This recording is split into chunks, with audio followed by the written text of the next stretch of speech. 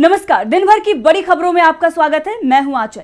आज इस बुलेटिन में बात होगी बिहार में बदलते सियासी समीकरण की, यूपी में इंडिया गठबंधन के 20 सीटों के बंटवारे की, बात करेंगे इंडिया गठबंधन पर तमिलनाडु के सीएम के दावे की, आम आदमी पार्टी के बीजेपी पर बड़े आरोपों की, जानेंगे मराठा आंदोलनकारियों ने क्यों आंदोलन किया स्थगित, और बुलेटिन के आखिर में देखेंगे जाने माने कार्टूनिस्ट इरफान की किस खबर पर पड़ी है तिरछी नजर।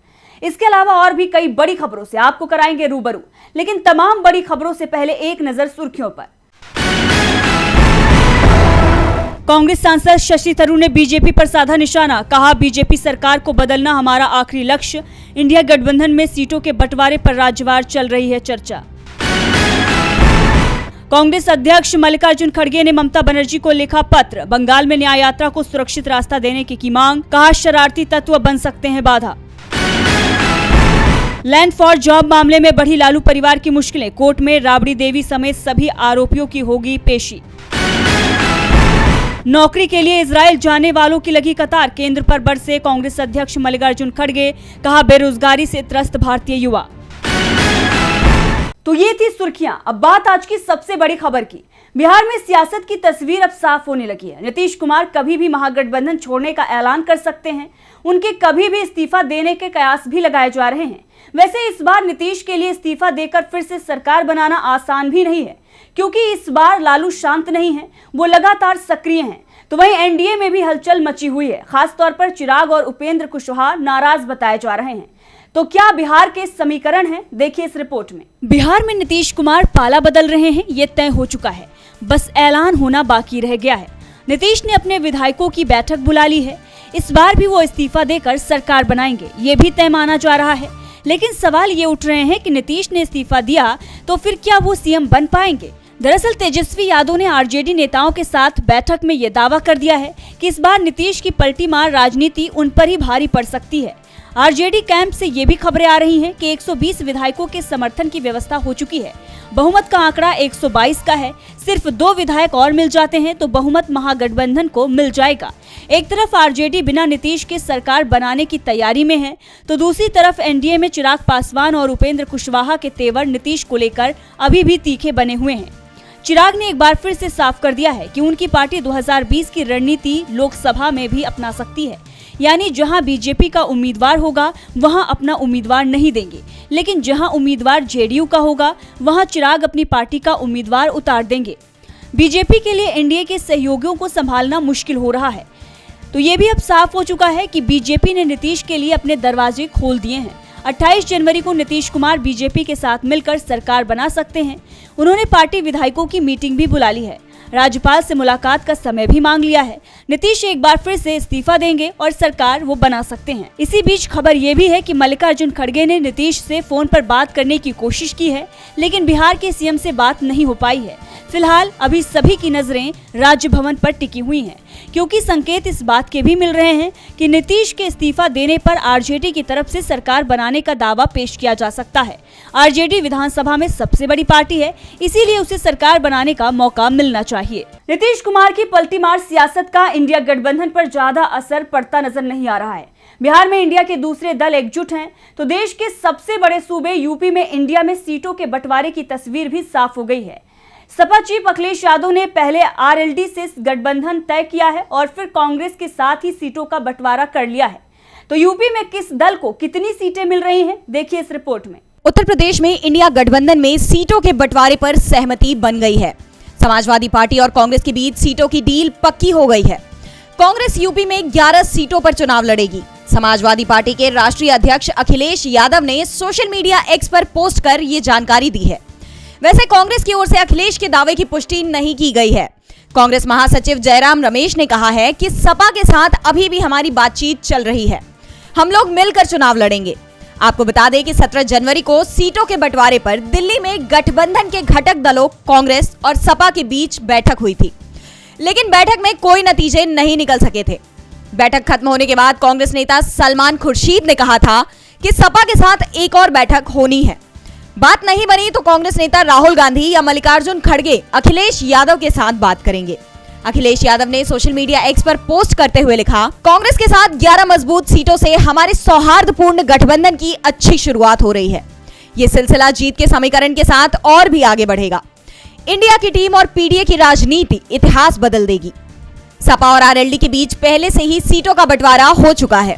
आरएलडी को 7 सीटें दी गई थी, लेकिन इसमें भी 3 सीटों पर सपा उम्मीदवार आरएलडी के चिन्ह पर लोकसभा चुनाव लड़ेंगे।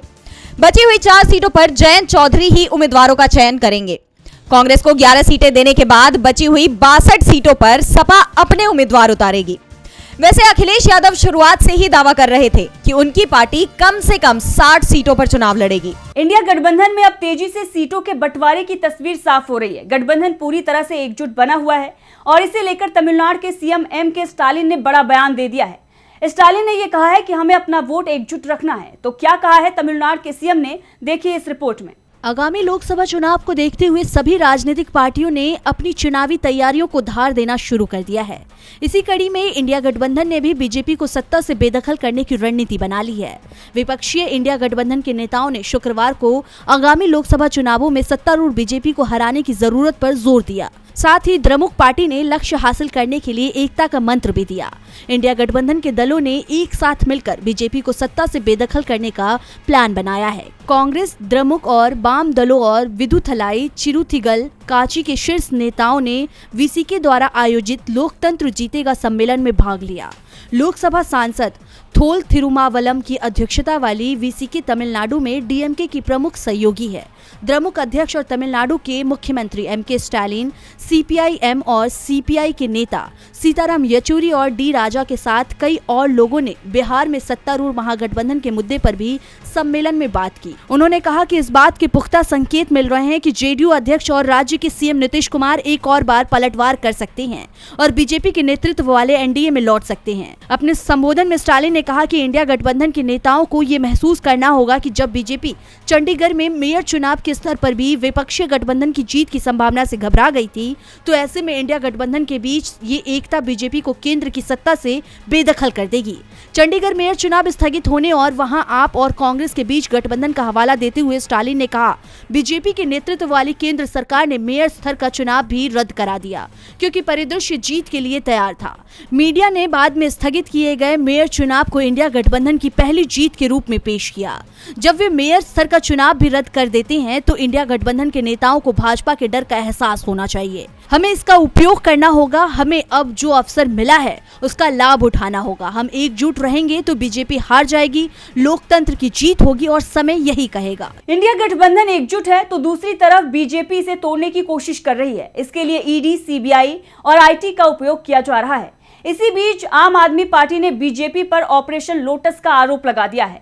तो क्या कहा है आपने, जिससे देश भर में मच गई है हलचल, देखिए इस रिपोर्ट में। दिल्ली के सीएम और आप संयोजक अरविंद केजरीवाल ने बीजेपी पर बड़ा आरोप लगाया है। उन्होंने कहा है बीजेपी उनकी पार्टी को तोड़ने की कोशिश कर रही है। केजरीवाल ने आरोप लगाया कि पिछले दिनों बीजेपी ने हमारे दिल्ली के 7 विधायकों को संपर्क कर कहा है कुछ दिन बाद केजरीवाल को गिरफ्तार कर लेंगे, उसके बाद विधायकों को तोड़ेंगे।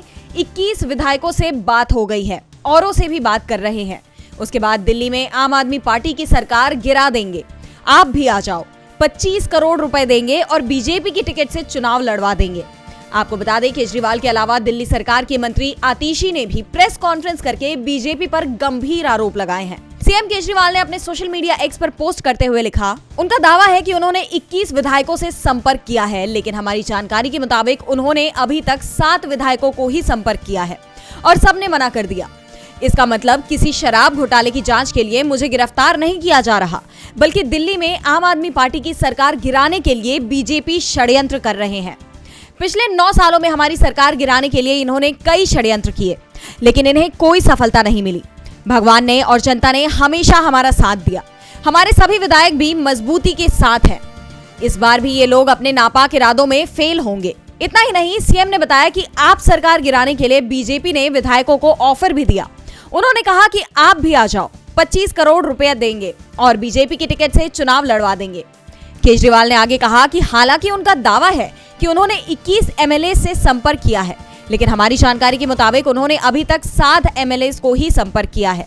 वहीं आतिशी ने कहा, दिल्ली में बीजेपी ने ऑपरेशन लोटस 2.0 शुरू किया है। पिछले कुछ दिनों में बीजेपी ने 7 विधायकों से संपर्क किया है। बीजेपी कह रही है कि वो केजरीवाल को गिरफ्तार कर लेंगे और सरकार गिरा देंगे। बीजेपी 21 विधायकों को 25-25 करोड़ में खरीदना चाह रही है। 2013 में भी बीजेपी ने आपके विधायकों को तोड़ने की कोशिश की थी। हमने बीजेपी के शेर सिंह डागर का स्टिंग भी दिखाया था। उसके बाद भी कोशिश की। तथाकथित शराब घोटाले में केजरीवाल को बीजेपी गिरफ्तार करवाकर सरकार गिराना चाह रही है। आपके विधायक डरने वाले नहीं हैं, बिकने वाले नहीं हैं। अगर केजरीवाल को गिरफ्तार किया गया तो दिल्ली की जनता माफ नहीं करेगी। बीजेपी को दिल्ली में 7 लोकसभा सीट में से एक भी सीट नहीं मिलेगी। आतिशी ने कहा, बीजेपी के एक नेता की रिकॉर्डिंग है, समय आने पर सबके सामने भी हम लाएंगे। वहीं आतिशी ने दावा करते हुए कहा कि बीजेपी ने उन 7 विधायकों को 25 करोड़ रुपए देने की बात कही है। आतिशी ने प्रेस कॉन्फ्रेंस करते हुए कहा कि ऑपरेशन लोटस उन राज्यों में सत्ता में आने के लिए बीजेपी द्वारा इस्तेमाल की जाने वाली रणनीति है जहां वे लोकतांत्रिक रूप से निर्वाचित नहीं है। महाराष्ट्र, गोवा, कर्नाटक, अरुणाचल प्रदेश और मध्य प्रदेश इसके उदाहरण हैं। आम आदमी पार्टी ने बीजेपी की कोशिशों की पोल खोलकर रख दी है, तो दूसरी तरफ पोल महाराष्ट्र सरकार की मजबूती के दावों की भी खुल रही है। आरक्षण की मांग को लेकर मराठा आंदोलनकारी जैसे ही मुंबई पहुंचे, राज्य की शिंदे सरकार ने पूरी तरह से सरेंडर कर दिया। देखिए ये रिपोर्ट। मराठा आरक्षण की मांग को लेकर 21 जनवरी से शुरू हुआ मोर्चा अपने अंजाम तक पहुंच गया है। मनोज जरांगे के साथ अपनी मांग को लेकर हजारों की संख्या में मराठों ने आखिरकार महाराष्ट्र सरकार को अपने पक्ष में झुका ही लिया है। एकनाथ शिंदे सरकार ने आंदोलनकारी मराठाओं की मांग मान ली है। मुंबई पुणे राजमार्ग से होते हुए मनोज जरांगे शुक्रवार को नवी मुंबई पहुंचे थे, जहां आजाद मैदान में उन्होंने प्रदर्शन करने की घोषणा की थी। उनके बढ़ते काफिले को देख महाराष्ट्र सरकार घबरा गई थी।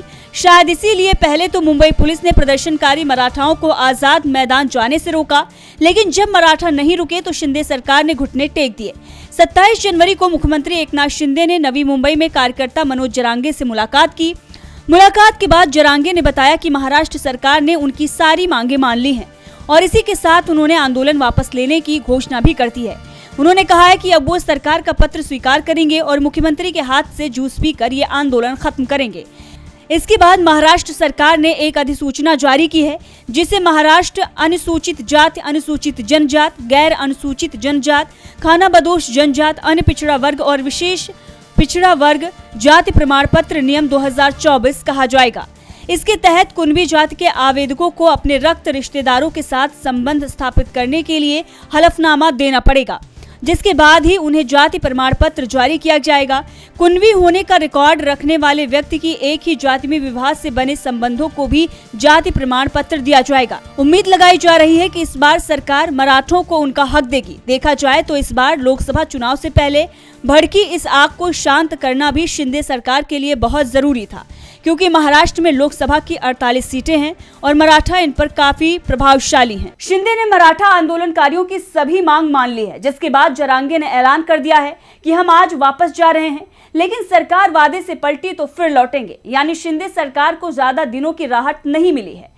तो दूसरी तरफ बीजेपी शासित राज्यों में महिलाओं को राहत नहीं मिल रही है, उनकी सुरक्षा संकट में दिखाई दे रही है और ये सरकार के आंकड़े ही बता रहे हैं, जिसे लेकर कांग्रेस ने मोदी सरकार को घेर लिया है। तो क्या है पूरी खबर, देखिए इस रिपोर्ट में। साल 2023 में महिलाओं के खिलाफ हो रहे अपराधों को लेकर राष्ट्रीय अपराध रिकॉर्ड ब्यूरो द्वारा जारी की गई रिपोर्ट एक बार फिर चर्चा में है।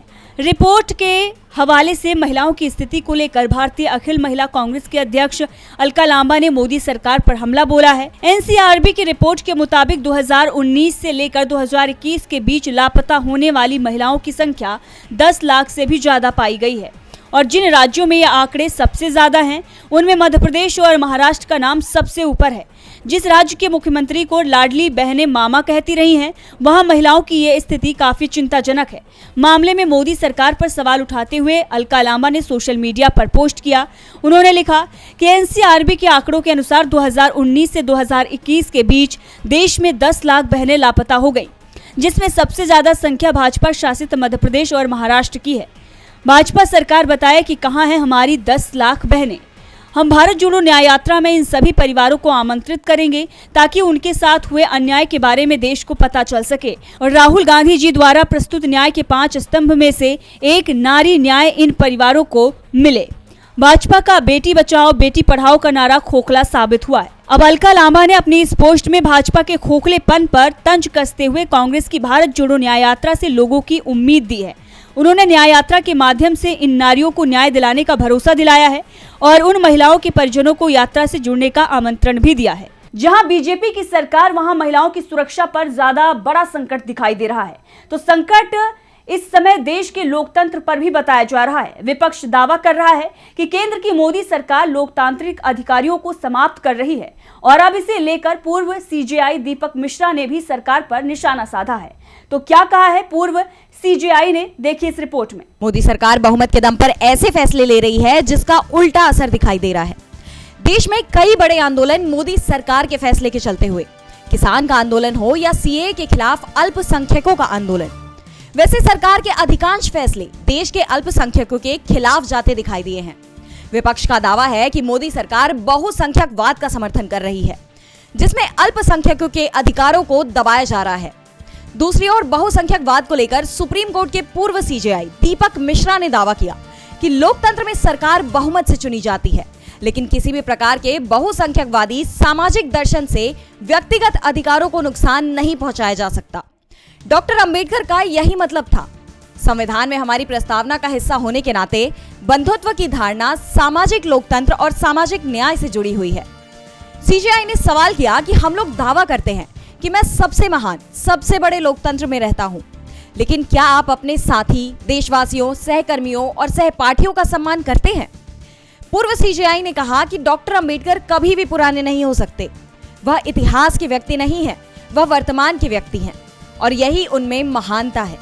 दीपक मिश्रा के बयान के बाद अब विपक्ष सवाल कर रहा है कि क्या मोदी सरकार अपनी नीतियों में बदलाव करेगी? सरकार का ध्यान सिर्फ हिंदुत्व और बहुसंख्यकों के वोट पर ही रहेगा या उसे अल्पसंख्यकों के बारे में भी सोचना होगा? और बुलेटिन के आखिर में देखते हैं जाने माने कार्टूनिस्ट इरफान की किस खबर पर पड़ी है तिरछी नजर।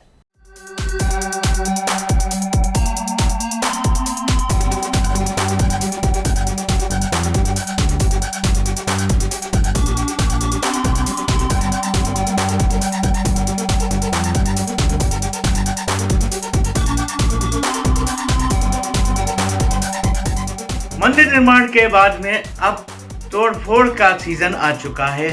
एक नहीं बल्कि दो राज्यों में सरकारों को तोड़ने की बात कही जा रही है। दिल्ली के सीएम केजरीवाल ने तो यहाँ तक कहा है कि उनके विधायकों को खरीदने के लिए 25 से 30 करोड़ रुपए तक का ऑफर दिया जा रहा है। यानी कि सरकार कभी भी उनको लगता है कि जा सकती है। अब देखना यह है कि तोड़फोड़ करने वाली पार्टी कहां तक इसमें कामयाब होती है, क्योंकि फिलहाल तो आदमी काम पर है।